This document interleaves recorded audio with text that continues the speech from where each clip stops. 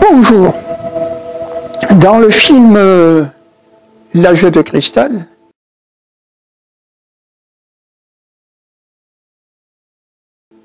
qui est un film assez ancien déjà, il s'agit d'une civilisation évoluée, très évoluée, qui pourrait être un peu la nôtre, enfin celle de l'Occident, si on met des parenthèses parce que est-ce que nous sommes une civilisation évoluée, ça je ne pourrais pas dire. Et donc cette civilisation, la différence qu'elle a avec la civilisation occidentale actuelle, c'est que l'on doit mourir à 30 ans. On doit disparaître en 30 ans. En 30 ans, il y a une sorte de grande fête qui se passe, et on fête le cristal.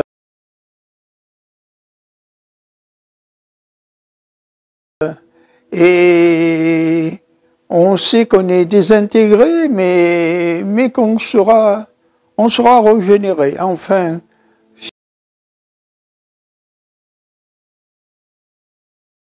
c'est un petit peu semblable à certaines paroles religieuses. Mais le but de cette vidéo, c'est pas de parler vraiment du film L'âge de cristal. Monsieur Robert Charroux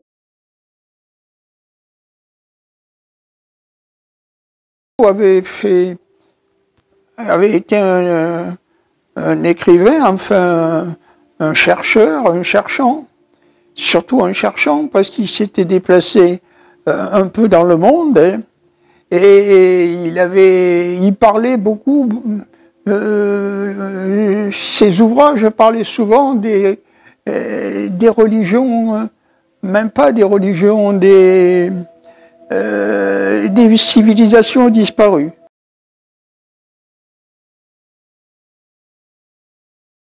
Des peuples disparus, des civilisations disparues. Il est à noter que M.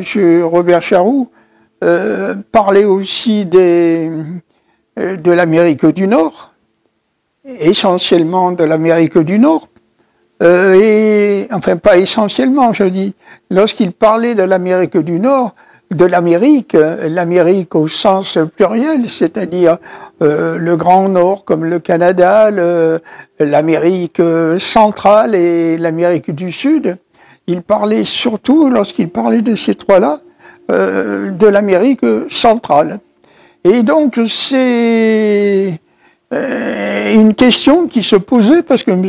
Robert Charroux aimait beaucoup se poser des questions. Hein, c'était un homme qui non seulement allait chercher de par le monde, essayer de trouver le secret du passé, ou les secrets plus exactement du passé, et il se posait la question sur l'Amérique centrale, et c'est celle, si elle n'avait pas subi un véritable conflit atomique. Hein. Et à ce moment-là, je vais faire une parenthèse, ça ressemble un petit peu à ce que l'écrivain français qui avait écrit La planète des singes,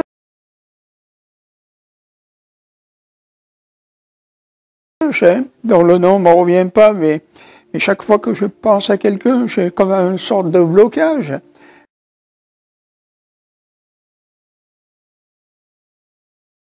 Il se posait la question si l'Amérique du Nord n'aurait pas, il y a l'Amérique centrale, et on peut dire du Nord aussi d'ailleurs, n'avait pas subi les dommages d'un effroyable conflit atomique.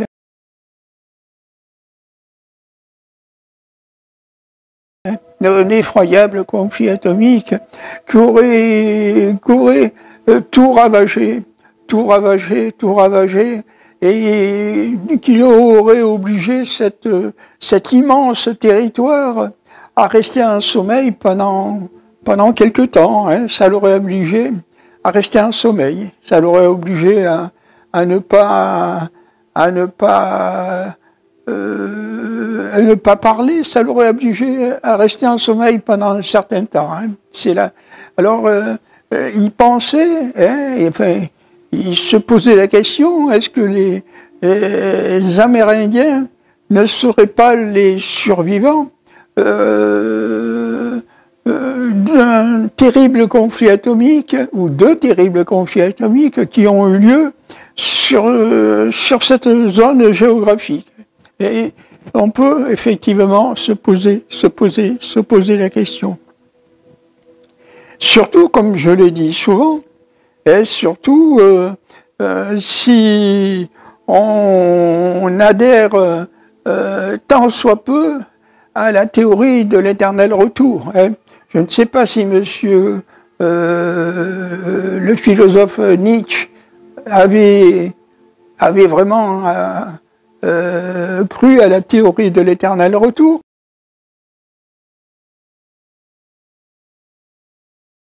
Mais en tout cas, il a eu tendance à en parler. Hein. Alors, on peut aussi se poser la question, c'est une question qui m'intéresse et qui m'a toujours interloqué. Pourquoi cette théorie semble taboue, hein, semble taboue.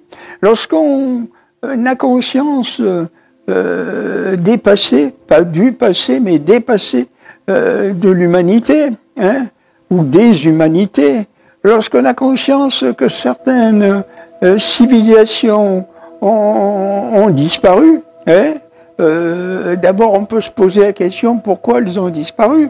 On sait maintenant, je ne sais plus qui c'est qui disait ça, que les civilisations sont mortelles, et c'est évident que les civilisations sont mortelles, ça c'est sûr, mais c'est même évident.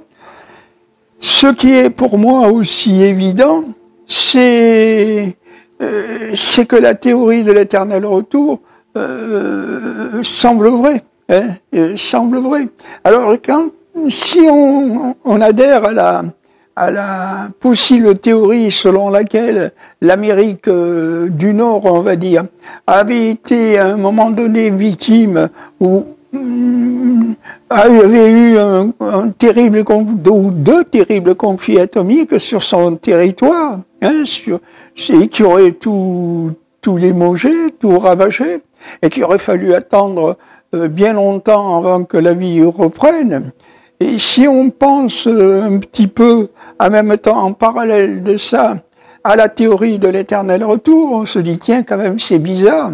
Ce sont les descendants ou les descendants des survivants de l'Amérique du Nord, hein, ce sont parce que si effectivement on sait d'abord qu'il y avait des Amérindiens, hein, mais on ne sait pas au juste, ou on ne veut pas savoir plutôt, qui sont vraiment les Amérindiens, d'où ils sortent, comment ils ont surgi sur ces territoires, hein, dévastés, ou qui ont pu être dévastés il y a très très très longtemps.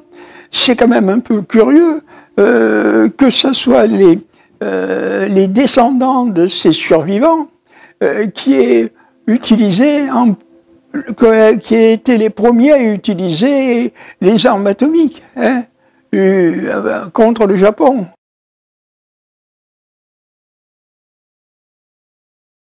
Une à Kawasaki et une à Hiroshima. Hein, c'est quand même un peu curieux. Hein. Quand on sait qu'il n'y a pas de hasard, hein, effectivement, il n'y a pas de hasard. Eh bien, on a une explication à pourquoi. Hein. Monsieur Charroux parlait aussi souvent, Monsieur Robert Charroux, des chromosomes de mémoire. Vous savez, sorte de chromosomes que nous avons en nous et qui garderaient le passé de nos aïeux, hein, le passé de ceux qui étaient là avant nous, hein, le passé de ceux dont qui nous dépend, pas nous dépendons, mais dont qui nous sommes les descendants nous sommes bien les descendants de quelqu'un, hein. Nous sommes toujours les descendants de quelqu'un, hein, tout le temps, tout le temps, tout le temps. Quoique, alors il est vrai que l'histoire est un éternel retour, un éternel retour. Ce qui est de curieux, c'est qu'on veut obstruer cette théorie, qu'on veut la masquer, qu'on ne veut pas la développer. Hein. Alors quand on sait, comme je le sais, il n'y a pas de hasard, hein, il n'y a pas de hasard, le hasard n'existe pas. D'ailleurs, si le temps s'arrête, comme vous voyez, le temps, il n'a pas bougé, hein, il est toujours là. Par moment, il s'arrête le temps. Hein. Et si le temps s'arrête, c'est que peut-être il faut s'arrêter sur cette théorie qui, selon moi, celle de l'éternel retour, qui selon moi est véridique, mais qu'on veut pas qu'elle soit. Hein. Alors pourquoi on veut pas qu'elle soit, hein. Pourquoi? C'est quand même curieux. Hein. C'est étrange. Hein. Alors vous savez que maintenant nous vivons à une période spéciale. Hein. Aujourd'hui, 7 octobre,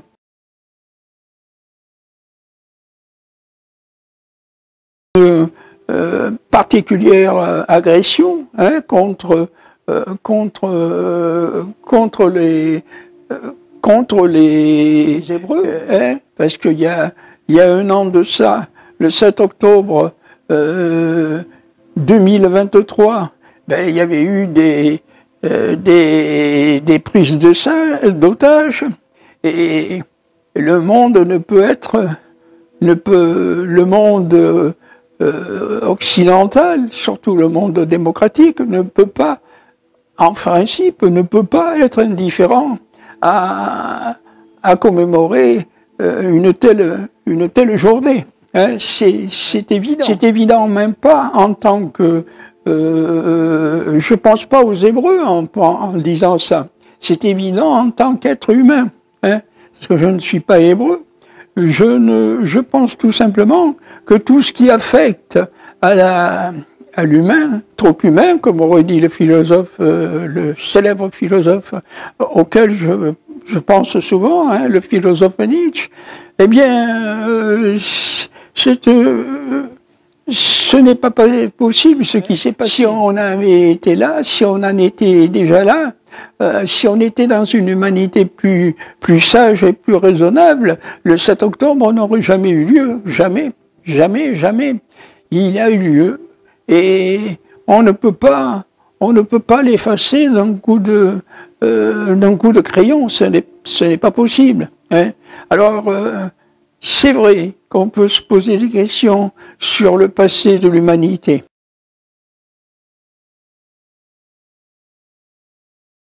C'est vrai, c'est vrai, c'est vrai. Alors si j'ai commencé cette vidéo par l'âge de cristal, mais je ne me suis pas arrêté sur l'âge de cristal, c'est parce qu'on dirait, qu'il y a une sorte de secret sur le passé de l'humanité. Hein. On dirait qu'il y a une sorte de secret, de blackout, comme si on ne pouvait pas... mon idée, c'est que il y en a qui savent le passé de l'humanité, il y en a qui le savent. Ils savent aussi le fonctionnement de l'humanité. Hein. Mais ceux qui savent le fonctionnement de l'humanité n'ont pas spécifiquement, on dirait, envie que cela se sache. Hein. Ils n'ont pas envie d'éclairer la lanterne de ceux qui ne savent pas. Ils n'en ont pas envie. Et pour moi, mon ressenti, c'est que le passé de l'humanité, il y en a un, et il y en a même plusieurs. hein, sans quoi on expliquerait qu'est-ce que c'est que ces civilisations disparues. Hein. Vous savez que les calendriers existent et que pour beaucoup d'occidentaux, ils emploient le calendrier qui se base sur un personnage, le Christ. Hein. C'est à peu près, c'est 2000 ans, date à peu près de la naissance du Christ, hein, approximativement. Mais les Hébreux en ont un autre, les Chinois en ont un autre, les musulmans en ont un autre, et toutes les branches de l'humanité en auraient un. Hein. Alors, quand on parle de ça, on reste dans le flou. On ne peut pas savoir. Je pense qu'on sait, mais on ne veut pas plutôt indiquer quel est le passé de l'humanité. C'est quoi ce passé de l'humanité? C'est quoi, hein? Regardez ce que disait ce qu'écrivait monsieur Robert Charroux sur l'Amérique du Nord. Il pensait que ce territoire avait pu être victime d'un très grave conflit atomique qui avait tout ravagé. Mais quand ça, il pourrait y avoir 5000 ans, hein, et peut-être davantage, le temps que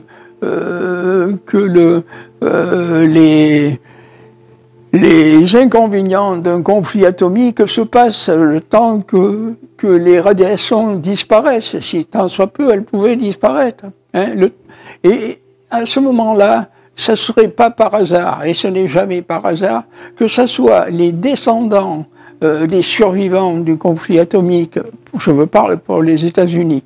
Il y a eu donc, pour M. Robert Charroux, il émet l'hypothèse, il ne dit pas c'est ça, il émet une hypothèse, que peut-être le territoire des États-Unis a été victime d'un conflit atomique. Il ne parle pas de qui l'a fait, mais il suppose que ça a pu exister. Et c'est bizarre que ce soit les descendants de ces rescapés qui aient utilisé en premier l'arme atomique sur le Japon. C'est vraiment étrange. Hein. Tout est étrange dans la civilisation. On comprend très bien, si on se pose des questions, et M. Robert Charroux n'arrêtait pas de se poser des questions, on comprend très bien que cette humanité, que cet espace humain a un passé, ou a dépassé, et qu'un grand blackout règne et veut que le commun des mortels, c'est-à-dire les gens le plus simple possible, n'aient pas connaissance de ce passé de l'humanité. Ils n'en aient pas connaissance. Hein. C'est un petit peu ce qu'il y avait dans le film L'âge de cristal. La jeunesse qui était là quand il approchait la trentaine, c'est-à-dire le moment où il y avait la fête du cristal, ils allaient devoir participer à la fête du cristal, c'est-à-dire qu'ils allaient devoir disparaître. Hein. Là, ils commençaient à se poser des questions, se dire après tout, notre civilisation a un passé, hein, et notre civilisation a un secret. Et c'est quoi le secret de la civilisation? C'est ça qui se posait la question, la jeunesse dans le film L'âge de cristal, hein, dans le scénario. C'est ça qui se posait les questions. Et aujourd'hui, je pense que, alors que nous sommes peut-être à deux doigts de connaître un nouveau conflit atomique, ou deux nouveaux conflits atomiques, nous commencions à nous poser des questions. Hein. Parce que je pense que si on connaît le passé de l'humanité, de sauver le monde d'un conflit atomique. La Terre, l'histoire de la Terre, on ne le connaît pas. On ne le connaît pas. L'histoire de ce lieu que l'on nomme la Terre, de cette planète, on ne la sait pas. Hein. Et ceux qui le savent se gardent bien de la communiquer, hein, l'histoire. Hein. On comprend, si on se pose un peu des questions, que cette humanité, que cette Terre a certainement des secrets, un lourd passé, hein, et qu'elle n'a pas envie. Certains comme moi n'ont pas envie que ce passé ressurgisse, ou du moins ils n'ont pas envie que ce qui est arrivé se reproduise, que c'est en expliquant ou en dévoilant le passé de l'humanité que peut-être ça empêchera que ça se reproduise. Réfléchis un peu que l'histoire d'Israël est mystérieuse. Elle est mystérieuse. Ce territoire, il a beaucoup servi aux religieux. L'Occident ne sort pas de son passé ou de ses passés religieux. Il y a la religion, il y a les religions qui sont là, et on est persuadé que ce passé joue un rôle, que c'est passé ou que ce passé joue un rôle dans le présent. Ça ressemble un petit peu à la théorie de l'éternel retour, ça ressemble un petit peu à ce qui fut, sera. Parce que c'est quoi qui s'est passé il y a X temps de ça sur ces territoires-là. Il y a les religieux, qu'ils soient musulmans, qu'ils soient juifs, qu'ils soient chrétiens. C'est dans ce berceau,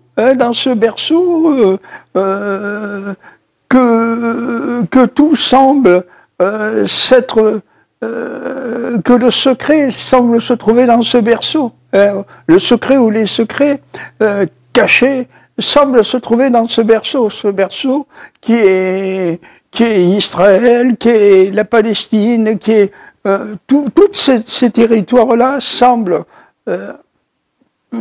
tenir un lourd secret, et en tout cas un éternel retour, un éternel recommencement qui ne s'arrête pas.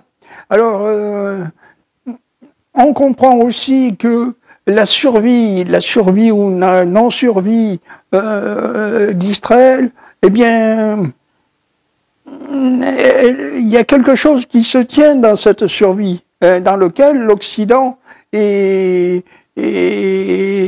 attaché. Parce que si l'Occident se détache de ce passé, ben, on dirait que tout s'écroule. Parce que ce passé, il garde en lui un lourd secret, ou deux lourds secrets. C'est cet endroit géographique. Alors, on ne sait pas ce qui est en train de se passer maintenant. On ne sait pas si le conflit va s'arrêter ou va dégénérer. C'est pas ça que je veux dire. Ce que je veux dire, c'est qu'on dirait que tout s'est déjà produit et que ça se reproduit, que ça recommence. Voilà, c'est ça que je voulais dire. On dirait que c'est un éternel retour. Voilà, c'est un éternel retour. Ce qui fut sera. Et nous, quand je dis nous, occidentaux, nous sommes attachés à attachés, quand on dit attaché, ça a deux sens. Ou bien ça a un sens sentimental, on est attaché à ça parce que on aime ça, ou bien ça a un sens pas le contraire de sentimental, mais différent. C'est-à-dire que ce passé, on est attaché, comme à être attaché à ce passé. Je crois en tout cas que c'est bizarre l'histoire de la Terre, et ceux qui connaissent le passé de l'humanité savent certainement comment ça va finir. Comment ça va finir. Je pense aussi, en parallèle de ça, que le pôle Sud joue un rôle important. Je pense que c'est ce n'est pas un endroit bénin, la géographie de la Terre.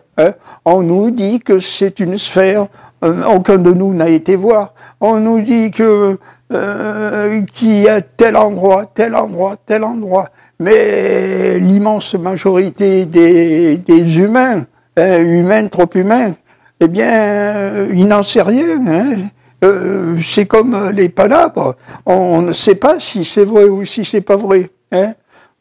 Les humains doivent accepter que ce qu'on leur dit, ils ne peuvent pas faire autrement. Hein. Le commun des mortels, et même plus que le commun des mortels, même ceux qui sont à la tête de certains pouvoirs, ils n'en savent pas davantage. Hein. Ils n'en savent pas davantage.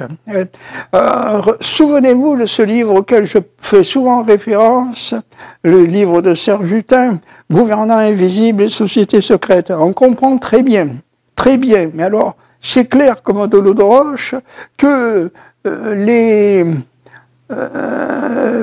gouvernants, les chefs d'État, les monarques, ne sont eux-mêmes que des pions, hein, ne sont eux-mêmes que des pions auxquels ils doivent se plier. Hein. Souvenez-vous que ce que disait le cardinal Richelieu, quand il parlait du souverain, hein, il disait que, je ne sais plus quelle est la phrase exacte, mais ça voulait dire que le roi, c'est pas lui le maître du jeu. Hein. Bon, bien sûr, pour le commun des mortels, le roi, c'était la personnalité la plus haute. Hein. Mais quelles sont les personnalités les plus hautes? On ne le sait pas. Hein. Alors il y a une chose, une question qu'on doit beaucoup se poser aussi, c'est y a-t-il que des entités humaines sur ce lieu qu'on appelle la Terre? Personnellement, je ne crois pas qu'il y ait que des entités humaines. Hein. Je crois qu'il y a des humains qui sont placés très honorablement, hein, et qui semblent avoir du pouvoir. Mais je pense que derrière eux, derrière ces êtres humains, il y a ceux qui réellement ont le pouvoir. Et encore, ça se limite peut-être pas là. Ceux qui ont réellement le pouvoir n'ont peut-être qu'un pouvoir partiel et que des forces encore au-dessus détiennent du pouvoir. Hein, c'est comme ça que, un petit peu comme les poupées russes, hein, qui s'entremêlent ou qui s'enclenchent les unes dans l'autre. Je pense que l'humanité est très complexe. Je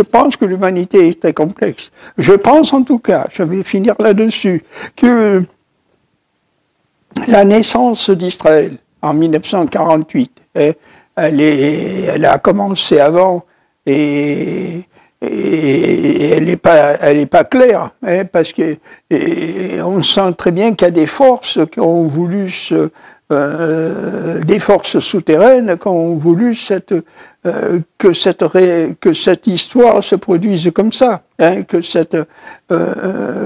l'histoire se déroule de cette façon-là. Mais ce n'est pas clair pour le commun des mortels. Hein. Pour le commun des mortels, on a une explication en 1948, et il y a eu la naissance de l'État hébreu. Hein.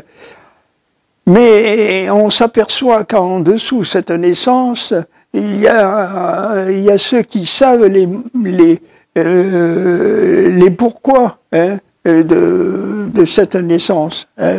Et en tout cas, on comprend très bien que cette naissance est attachée avec un lointain passé, est en communication avec un lointain passé. Et c'est justement parce que cette naissance est attachée avec un lointain passé que c'est pas facile de comprendre ce qui se joue, ce qui se trame. Hein.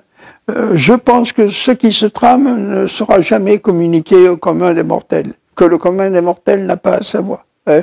Que le commun des mortels assiste parfois aux scènes au pluriel, c'est-à-dire à l'histoire, aux faits historiques, mais que dessous ces faits historiques, il ne sait pas ce qui se passe réellement. Hein. En tout cas, le but de cette vidéo, c'est d'essayer de comprendre que l'histoire de l'humanité est très confuse, et que ce n'est pas les livres d'histoire qui l'expliqueront. Non. L'histoire de l'humanité, On ne sait pas depuis combien elle date, hein, on ne le sait pas. Regardez, pour les récentistes, elle n'a pas 2000 ans, hein, comme l'Occident pense avoir. L'histoire de l'Occident, ben, il prend comme naissance, comme but, comme commencement à la naissance du Christ, hein, mais cette période-là ne veut rien dire pour les Hébreux, elle ne veut rien dire pour les musulmans, elle ne veut rien dire pour les Chinois, hein, elle ne veut rien dire du tout. C'est une époque comme ça, qu'on a pris, qu'on a choisi, tiens, eh bien à un moment donné, on s'est dit, ben ça a commencé il y a 2000 ans, hein, mais ça veut rien dire du tout. Rien du tout, rien du tout, rien du tout. Alors j'espère que ma vidéo d'aujourd'hui n'aura pas été très confuse.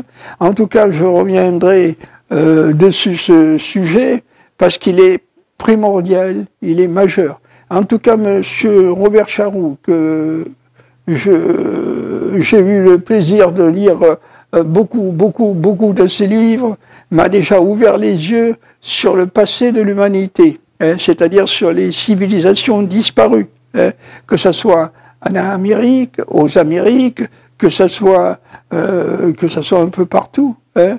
Il y a eu des civilisations disparues. Et on ne sait pas, mais on sent qu'à un moment donné, ces civilisations ont eu un ascendant et elles ont un descendant.